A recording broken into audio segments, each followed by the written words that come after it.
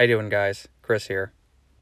So quite possibly the last leak about the new DJI drone has come out, and it talks about the price, specific features, and it's bando bashing, if you can believe that.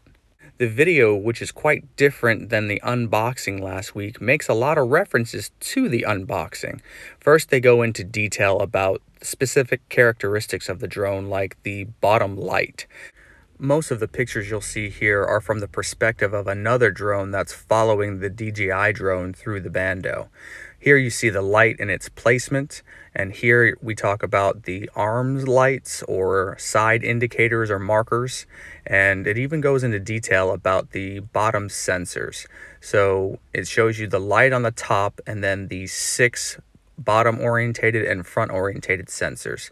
Here we have a couple of photos of the drone outside actually doing maneuvers, flying through the air, so you get a characteristics of its flight angle and attack angle. There are many speculations that say that the DJI drone will be released around March 1st, March 2nd, but with the frequency of these rumors and leaks, I foresee it coming much sooner.